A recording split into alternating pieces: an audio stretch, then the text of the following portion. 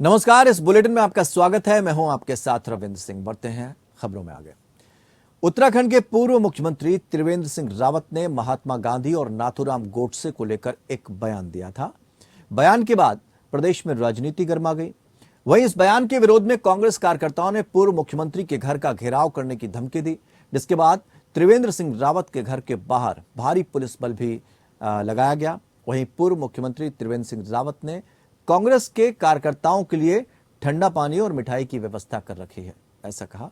हमारे संवाददाता योगेश सेमवाल ने त्रिवेंद्र सिंह रावत से इस मुद्दे को लेकर खास बातचीत किया। ये सुनते हैं क्या कहना उनका। उत्तराखंड के पूर्व मुख्यमंत्री त्रिवेंद्र सिंह रावत जी ने एक बयान दिया और वो बयान सोशल मीडिया पर बहुत ज्यादा जो है वो फैलने से लगा, और उस जैसे ही वो बयान फैला उसके बाद कांग्रेस आक्रामक हो गई। बयान जो था वो गांधी वर्सेस गोडसे को लेकर था। और अब हमारे साथ त्रिवेंद्र सिंह रावत जी हैं। सर, बयान जिस तरह से, पहले तो आपको वो बयान ही हम जानना चाहेंगे, क्योंकि कई लोग कह रहे हैं कि बयान पूरी तरह से नजर भी नहीं आ रहा है। आपने क्या कहा, क्या था, अगर आप बताएं थोड़ा सा। देखिए, मैं उस विषय पर पीछे नहीं जाना चाहता हूँ, लेकिन मैं कहना चाहता हूं कि जो कांग्रेस के लोग कहते हैं कि गांधी जी का अपमान किया है, मैं उनसे कहना चाहता हूं कि गांधी जी का जितना अपमान कांग्रेस ने किया है इतना किसी ने नहीं किया। गांधी जी ने कहा था कि कांग्रेस देश की आज़ादी के लिए एक मंच है जिसपे सभी विचारधाराओं के लोग आकर के देश की आज़ादी के लिए लड़ाई लड़ते थे। उसमें गरम दल के लोग भी थे, उसमें नरम दल के लोग भी थे, उसमें अन्य विचारधाराओं के भी लोग थे जो देश की आज़ादी चाहते थे। वो सब लोगों के लिए एक मंच था वो। और गांधी जी ने देश की आज़ादी, जब देश आज़ाद हुआ 15 अगस्त 1947 को, तो उन्होंने कहा भैया कांग्रेस को विसर्जित कर देना चाहिए। विसर्जित इसलिए कर देना चाहिए कि कांग्रेस के नाम का एक तो दुरुपयोग नहीं होना चाहिए। दूसरा, कांग्रेस जो थी एक आज़ादी का मंच था, इसलिए उसकी जरूरत नहीं है। देश आज़ाद हो गया है तो इन्होंने न गांधी जी के उस बात को माना, नहीं गांधी जी के सत्य के आग्रह पर गए, न अहिंसा पर गए, न खादी इन्होंने अपनाया। और इसलिए गांधी जी एक शरीर चला गया, लेकिन विचारधारा को मारने का अगर किसी ने काम किया है तो कांग्रेस ने किया है और आज तक कर रही है। गांधी जी ने कब कहा कि तुम जो है किसी के घर पे जाकर के धरना दो, किसी के घर पर जाके प्रदर्शन करो, मैं इनसे पूछना चाहता हूं। और इसलिए कांग्रेस की असली हत्यारी कोई है तो कांग्रेस। पूर्व मुख्यमंत्री त्रिवेंद्र सिंह रावत, और आप देख सकते हैं कि पूरी तरह से उनके कार्यकर्ता उनके साथ खड़े हैं और मामला जो है वो यही है, गांधी वर्सेस गोडसे को लेकर। साफ तौर पर त्रिवेंद्र सिंह रावत जी ने अपनी बात भी यहाँ पर रखी है। मेरे सहयोगी धर्मेंद्र के साथ में योगेश सेमवाल, एपीएन न्यूज, देहरादून। उत्तराखंड के पूर्व मुख्यमंत्री त्रिवेंद्र सिंह रावत के घर का घेराव करने के लिए कांग्रेस कार्यकर्ताओं का हुजूम देखने को मिल रहा है। वहीं भाजपा के कार्यकर्ता भी बड़ी संख्या में त्रिवेंद्र सिंह रावत के घर पर उनके समर्थन में बैठे हैं। कांग्रेस और भाजपा के इसी सियासी तनाव के बीच हमारे संवाददाता योगेश सेमवाल ने बीजेपी के 2 विधायक विनोद चमोली और ज्योति प्रसाद गैरोला से खास बातचीत की। क्या कहा भाजपा विधायकों ने, आइए सुनते हैं। उत्तराखंड के पूर्व मुख्यमंत्री त्रिवेंद्र सिंह रावत ने एक बयान दिया और बयान के बाद कांग्रेस आक्रामक हो गई। कांग्रेस लगातार अब सवाल कर रही है, साथ ही उनके घर का घेराव करने की कोशिश भी कर रही है। पहले मैं आपको दिखाऊंगा कि अभी हम त्रिवेंद्र सिंह रावत जी के घर पर हैं और यहाँ पर आप देख सकते हैं कि उनके समर्थन में जो कांग्रेस के कार्यकर्ता हैं उनको जो है बताने के लिए कि हम भी एक साथ इकट्ठा हैं, भाजपा के कार्यकर्ता यहाँ पर पहुंच चुके हैं। कांग्रेस के कार्यकर्ता जो है अपने कार्यालय से निकल रहे हैं और वो यहाँ पर आकर धरना देने की कोशिश कर रहे हैं, कहें कि मुख्यमंत्री, जो पूर्व मुख्यमंत्री हैं, उनके घर का घेराव करने की कोशिश कर रहे हैं। लेकिन हमारे साथ 2 विधायक हैं, एक वरिष्ठ विधायक है, पहले उनसे बात करते हैं। सर, कांग्रेस जो ये कर रही है, जो बयान त्रिवेंद्र सिंह रावत जी ने दिया, उसको आप किस तरह से देखते हैं? कांग्रेस जो कर रही है कि उनका घर हम जो है यहाँ पे घेरेंगे, उसको लेकर आपका क्या सोचना है? जो सारी परिस्थितियां खड़ी हुई हैं ये आधा अधूरी सूचना के आधार पर हुई है। त्रिवेंद्र जी का जो पूरा विषय था उस विषय को मीडिया में उस ढंग से लिया नहीं गया और उसको तोड़ मरोड़ करके पेश किया गया, जिसके कारण ये स्थितियाँ बनी हैं। और जहाँ तक कांग्रेस का प्रश्न है, अगर हमारे किसी कार्यकर्ता के घर पर कोई हमला करने की कोशिश करेगा तो भारतीय जनता पार्टी बहुत बड़ी पार्टी है, उनको पहले विचार करना चाहिए कि कहाँ जाना है, कहाँ नहीं जाना है। हम अपने कार्यकर्ताओं को किसी भी कीमत पर असुरक्षित नहीं होने दे सकते। और त्रिवेंद्र जी तो हमारे नेता हैं, ऐसे कैसे संभव हो सकता है कोई कांग्रेस के घर पर अगर आक्रमण करे हम लोग खड़े ना हो? ये हो ही नहीं सकता है। एक सवाल सर, हमारे साथ एक और विधायक हैं। गहलोली जी, आप किस तरह से देख रहे हैं कि कांग्रेस जिस तरह से घिराव कर रही है, कांग्रेस जिस तरह से आक्रामक हो रखी है, आप इस सब चीजों को कैसे देखते हैं? देखिए, कांग्रेस के पास कोई मुद्दा ही नहीं है और उनकी जमीन, उनका आधार खिसक चुका है। और जो इस प्रकार का जो घर का घेराव करने का जो इन्होंने किया है, तो भारतीय जनता पार्टी के कार्यकर्ता सब एकजुट हैं। और त्रिवेंद्र सिंह रावत जी भारतीय जनता पार्टी के बहुत वरिष्ठ नेता हैं, यहाँ के विभिन्न संगठनों में विभिन्न दायित्वों में उन्होंने काम किया है। उत्तराखंड के मुख्यमंत्री रहे हैं, लोकसभा के मुख्यमंत्री रहे, ईमानदार मुख्यमंत्री रहे हैं। अब कांग्रेस के पास, मैंने कहा ना, क्योंकि मुद्दा नहीं है, तो इस प्रकार का वातावरण बना करके लोगों में बयानबाजी कर करके, भ्रामक प्रचार कर करके इस प्रकार का काम कर रही है। और जो आज गांधी जी की कांग्रेस बात कर रही है, हमने कहा ना कि भारतीय जनता पार्टी का तो जो पंचनिष्ठा है, जिनका भी उल्लेख विनोद चमोली जी ने भी किया, पंचनिष्ठा, जिसमें हमारा गांधी जी समाजवाद है, एकात्मवाद, ये हमारी जो निष्ठा है। तो गांधी जी के विचारों को अगर कोई सचमुच देश की आजादी के बाद लंबे समय से जब भारतीय जनता पार्टी की सरकार रही है, चाहे पूर्व में अटल जी की सरकार रही हो और चाहे वर्तमान में हमारी मोदी जी की 9 साल की सरकार है, उसमें हमने गांधी जी के जो विचार हैं, उनके जो किए हुए कार्य हैं, जो होने चाहिए, उनको हमने आगे बढ़ाने का काम किया है। चाहे स्वच्छता का हो, चाहे हमारा चरखा का हो, चाहे खादी का उत्थान का हो, खादी से स्वरोजगार जोड़ने का काम हो, ये सब हमारे गांधी जी ने जिस तरह से आप देख सकते हैं कि 2 विधायक और दोनों ने ही समर्थन किया और उन्होंने कहा है कि कांग्रेस जो है वो समझती ही नहीं है कि गांधी जी की विचारधारा क्या है। खुद त्रिवेंद्र सिंह रावत जी ने भी कहा है कि कांग्रेस जो है वो नहीं जानती है कि गांधी जी की विचारधारा क्या है। गांधी जी तो खुद चाहते थे कि कांग्रेस को खत्म कर दिया जाए, लेकिन इतना जरूर है कि कांग्रेस आक्रामक हो रखी है और पूर्व मुख्यमंत्री त्रिवेंद्र सिंह रावत जी के घर की तरफ बड़ी संख्या में कांग्रेस के कार्यकर्ता कूच कर चुके हैं। मेरे सहयोगी धर्मेंद्र के साथ मैं योगेश सेमवाल, एपीएन न्यूज, देहरादून। प्रदेश की धामी सरकार कृषि बागवानी को लेकर गंभीर है। सरकार प्रदेश के उद्यान वाले जिलों को सेंटर फॉर एक्सीलेंस बनाने की तैयारी कर रही है। सीएम धामी के अनुसार सेब हो या फिर अन्य फसल, उत्तराखंड अब हिमाचल से कम नहीं है। उनके मुताबिक किसानों को हर संभव मदद करना सरकार की जिम्मेदारी है।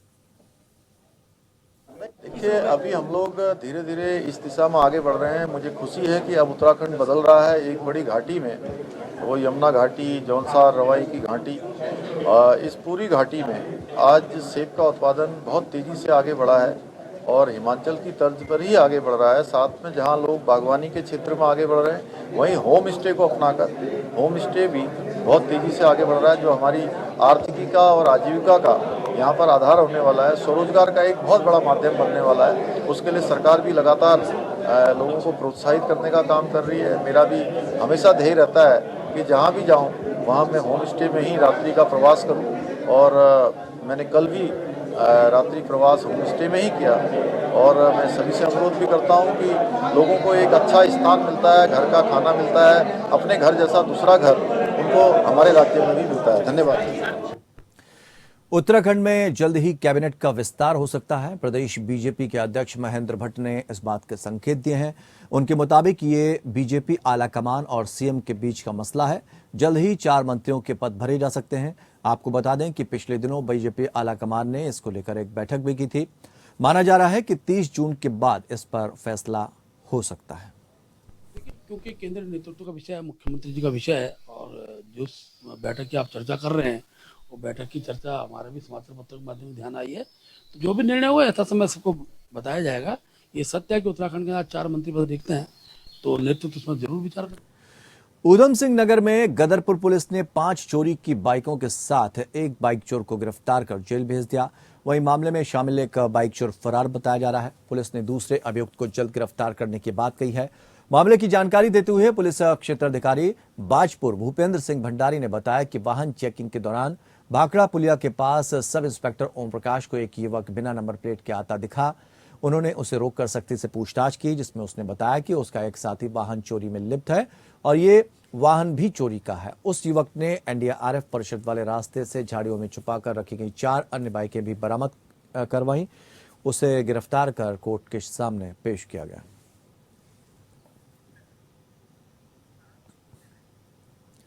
जनपद पौड़ी में फुटबॉल में अपना भविष्य तलाशने में जुटे बच्चों के लिए खुशखबरी है। आज जिला मुख्यालय पौड़ी के कडोलिया ग्राउंड में बाईचंग भूटिया संस्थान द्वारा फुटबॉल में अपना करियर का सपना देख रहे बच्चों के लिए ट्रायल आयोजित किए गए। जिसमें अंडर 15, अंडर 17 और अंडर 19 के बच्चों का ट्रायल लिया गया। बाईचुंग भूटिया संस्थान के मैनेजर सिद्धार्थ रावत ने बताया कि उनके संस्थान द्वारा उत्तराखंड में फुटबॉल में रुचि रखने वाले बच्चों की ट्रायल करवाए जा रहे हैं। उन्होंने कहा कि इन बच्चों का चयन करने के बाद इनका अंतिम और फाइनल ट्रायल गुड़गांव में आयोजित किया जाएगा, जहां से चयनित बच्चों को संस्थान में प्रवेश मिल पाएगा। वहीं प्रवेश के बाद बच्चों के खाने पीने और रहने और पढ़ाई की पूरी व्यवस्था संस्थान की ओर से की जाएगी।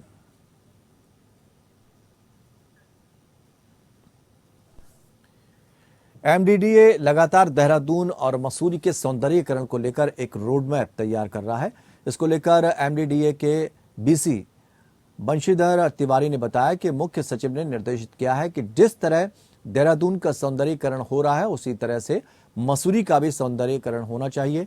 इसको लेकर हम अपनी तैयारियां पूरी कर रहे हैं। माल रोड के पर्यटक स्थलों को भी हम उसका भी सौंदर्यीकरण करने जा रहे हैं। देहरादून में मसूरी एक बड़ा प्रसिद्ध पर्यटक स्थल है और जैसे G20 में हम लोगों ने सौंदर्यीकरण का कार्य किया है, मुख्य सचिव महोदय ने निर्देशित किया है कि जो मसूरी है उसका भी सौंदर्यीकरण किया जाए, खास करके माल रोड और कहाँ पर हम लोग ट्रायल्स बना सकते हैं, कहाँ पर हम लोग वॉल पेंटिंग्स कर सकते हैं, वर्टिकल गार्डन कहाँ लगा सकते हैं, उसको लेकर के पूरा हमें प्लान तैयार करें, जिससे शीघ्र हम शुरू करेंगे। रामनगर में पिछले कुछ दिनों से भीषण गर्मी की वजह से जहां एक और लोगों का जीना दुश्वार हो गया है, तो वहीं अब कई प्रजाति के विषैले सांप भी जमीनों से बाहर निकलकर आबादी की ओर रुख कर रहे हैं। विषैले सांपों से लोगों में बढ़ रही दहशत को देखते हुए the snake and welfare society rescue अभियान शुरू किया गया है। इसके तहत सांपों को कड़ी मशक्कत के बाद रेस्क्यू कर जंगल में छोड़ने का काम किया गया।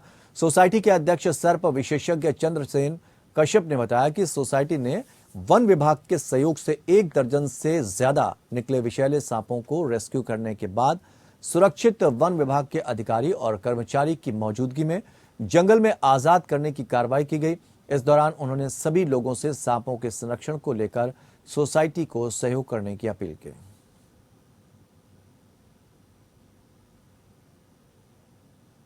रामनगर क्षेत्र से, ग्रामीण क्षेत्रों से और शहरी क्षेत्रों से पकड़े गए, रेस्क्यू किए गए सांपों को समिति के सहयोग से आज वन विभाग द्वारा जो है अपर कोसी बीट के अपर कोसी वन ब्लॉक में सांपों को रेस्क्यू 1 दर्जन से अधिक सांपों को छोड़ा गया है। और निश्चित रूप से जो है कि आजकल गर्मी के सीजन में सांपों की संख्या कम पाई जाती है, लेकिन संस्था का प्रयास है कि सांपों को जो है कि सुरक्षित रेस्क्यू करे और सही ढंग से वन विभाग के सहयोग से छोड़े। संस्था इसमें सदैव तत्पर रही। उत्तराखंड के चमोली में कुबेर बद्रीनाथ मंदिर से बामड़ी के उर्वशी मंदिर पहुंचे, जहां अपने भक्तों की कुशल क्षेम जानते हुए उन्हें दर्शन दिए। परंपरा के मुताबिक हर वर्ष जेठ महीने में कुबेर बामड़ी गांव में अपने भक्तों के हालचाल जानने के लिए पहुंचते हैं, जिसे कुबेर की जेठ पूजा कहा जाता है। इसी पूजा को लेकर कुबेर देवरा समिति और जय मां नंदा देवी ने कार्यक्रम आयोजित किया, जिस दौरान उर्वशी मंदिर में कुबेर की पूजा अर्चना कर भोग चढ़ाया गया, जिसके बाद कुबेर वापस बद्रीनाथ मंदिर में स्थापित हो गए। वहीं इस मौके पर भंडारे का भी आयोजन किया गया, जिसमें कुबेर देवरा समिति और मां नंदा देवी समिति के पदाधिकारी, महिला मंगल दल बामड़ी, पांडुकेश्वर समेत बद्रीनाथ केदारनाथ मंदिर के पदाधिकारी और कर्मचारी गण भी मौजूद रहे।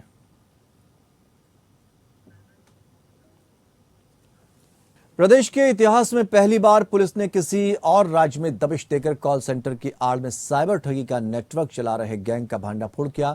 आपको बता दें कि ये भांडाफोड़ ऊधम सिंह नगर जिले की तेज तर्रार पुलिस ने किया है। इस गैंग के पास से भारी मात्रा में basic phone, SIM cards, mobile phone और वाईफाई उपकरणों की बरामदगी की गई। वहीं बड़े पैमाने पर फर्जी खाते, डेटा थेफ्ट, फर्जी सिम बरामद किए गए हैं। साथ ही इसे चलाने वालों पर भी शिकंजा कसा गया है। आपको बता दें कि शिकायतकर्ता खीम सिंह मेहता ने कहा कि कुछ अज्ञात व्यक्तियों द्वारा फोन कर इंश्योरेंस कंपनी की पॉलिसी पर बोनस का झांसा देकर उनसे करीब 6.5 लाख रुपए हड़प लिए गए, जिसके बाद 6 टीमों का गठन करते हुए आरोपियों की गिरफ्तारी के लिए दिल्ली में जगह जगह दबिश दी गई। पुलिस के मुताबिक सलीम खान और अशी खान इसके प्रमुख आरोपी हैं।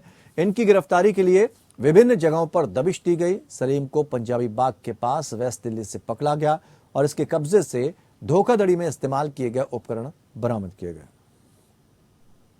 तो ये सब हैरतन करने वाली चीज जब हमारे सामने आई तो हमने बड़ी टीम बना के फिर से भेजा।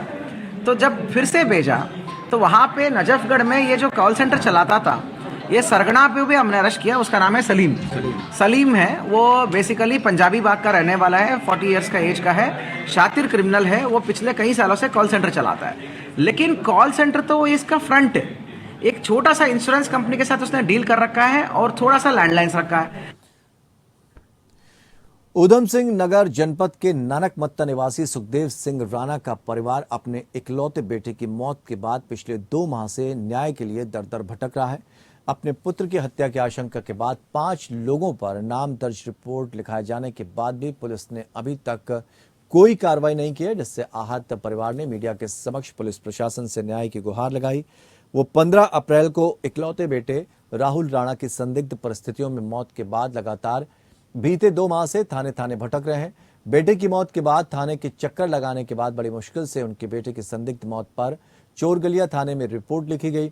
इस पूरे मामले में मृतक राहुल राणा के पिता का कहना है कि 15 अप्रैल को वो अपने मोबाइल को सही कराने खटीमा आया था।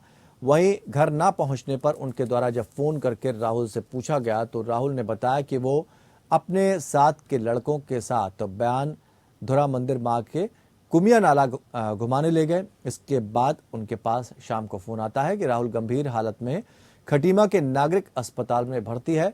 जब वो नानकमत्ता से खटीमा के नागरिक अस्पताल पहुंचते हैं तो राहुल मृत अवस्था में मोर्चरी में पड़ा था। मेरे बेटे की हत्या हुई है क्योंकि जिस हिसाब से वो उसके मुंह से ब्लड और झाग आ रहा था और चोट के निशान थे, उस हिसाब से हमें लग रहा है कि उन्होंने हत्या ही करी है। 15 अप्रैल की बात है। सुबह को 8 बजे के आसपास भाई हमारा घर से निकला था खटीमा के लिए कि उसको अपना फ़ोन ठीक कराना है। अब वो गया था वहाँ पे, फिर बाद में हमने लगभग 12:30 बजे के आसपास उसको कॉल की कहाँ पे है, तो बोला कि मेरे दोस्त मुझे कुमिया नाला लेकर आ गए जो बांद्रा मार्ग पर पड़ता है। फिर उसके बाद हमें शाम को 5:30 या 6 बजे खबर मिलती है सीधा कि आपका बेटा नागरिक अस्पताल खटीमा में एडमिट है, बहुत सीरियस है, आप लोग आ जाओ। अब हम लोग जब वहाँ पहुँचे तो देखा तो कि वो मोर्चरी में पड़ा हुआ था, मतलब डेड था बिल्कुल भी। चिकित्सा एवं जिले के प्रभारी मंत्री डॉक्टर धन सिंह रावत ने बद्रीनाथ धाम में स्वास्थ्य विभाग द्वारा आयोजित अस्पताल जनता के द्वार कार्यक्रम का शुभारंभ किया। इसके अलावा उन्होंने माणा में सहकारिता विभाग द्वारा आयोजित कार्यक्रम में पंडित दीनदयाल उपाध्याय योजना के अंतर्गत लाभार्थियों को ब्याज रहित कृषि ऋण भी वितरित किए। धन सिंह रावत ने बद्रीनाथ धाम में भगवान बद्री विशाल के दर्शन करने के बाद धाम में बनाए जा रहे आधुनिक सुविधाओं से युक्त 50 बेडेड चिकित्सालय का निरीक्षण किया। उन्होंने कहा कि राज्य सरकार प्रदेश में स्वास्थ्य सुविधाओं को लगातार मजबूत कर रही है। सूबे के चारों धामों में तीर्थ यात्रियों और स्थानीय लोगों को बेहतर स्वास्थ्य सुविधाएं उपलब्ध कराई जा सके, इसके लिए चारों धामों से आधुनिक सुविधाओं से युक्त अस्पतालों का निर्माण किया जा रहा है। उन्होंने कहा कि बद्रीनाथ में 1 साल के भीतर 50 बेडेड अति आधुनिक चिकित्सालय बनकर तैयार हो जाएगा। उन्होंने निर्माण स्थल पर ही विभागीय अधिकारियों को चिकित्सालय के निर्माण कार्यों में और तेजी लाने के निर्देश दिए।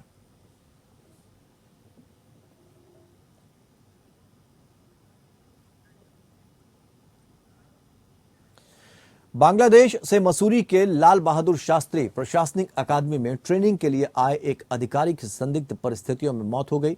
बताया जा रहा है कि बांग्लादेश से आए 45 अधिकारियों का दल मसूरी के लाल टिब्बा और धनोल्टी घूमने के लिए गया था, जिसमें से 36 वर्षीय एमडी आलामेन की धनोल्टी से वापस आते हुए अचानक रास्ते में तबीयत खराब हो गई। उनके सहयोगी उन्हें उप जिला चिकित्सालय ले गए, जहां डॉक्टरों ने जांच के बाद उन्हें मृत घोषित कर दिया। बताया जा रहा है कि 36 वर्षीय एमडी आलामेन बांग्लादेश में एसडीएम के पद पर तैनात थे और अपने सहयोगियों के साथ मसूरी लाल बहादुर शास्त्री प्रशासनिक अकादमी में आयोजित होने वाली ट्रेनिंग में हिस्सा लेने के लिए आए थे। उनकी अचानक मौत की खबर के बाद सभी अधिकारियों में शोक की लहर दौड़ गई।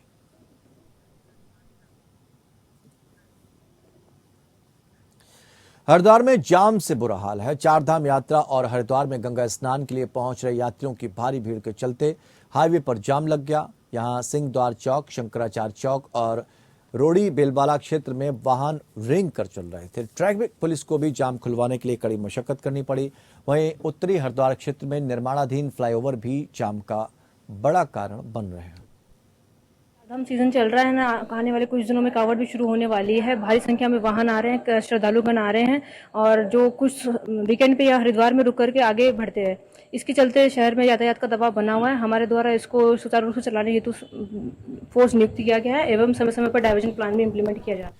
धर्मनगरी हरिद्वार में चारधाम यात्रा और वीकेंड पर उमड़ी भीड़ के चलते दिन भर यातायात बाधित होने की स्थिति बनी रही। भारी यातायात को देखते हुए एसएसपी अजय सिंह ने सड़कों पर उतरकर कमान संभाली। इस मौके पर एसएसपी बाइक पर सवार होकर शंकराचार्य चौक से दूधाधारी चौक तक निरीक्षण करते नजर आए। एसएसपी को बाइक पर बैठा देख पुलिसकर्मियों के होश उड़ गए। नेशनल हाईवे का निरीक्षण कर उन्होंने लोगों से फीडबैक लिया और वाहनों के लिए बनाई गई पार्किंग का भी निरीक्षण किया। अजय सिंह के साथ एसपी ट्रैफिक, एसपी सिटी समेत आला अधिकारी भी बाइक पर निरीक्षण करते हुए नजर आए।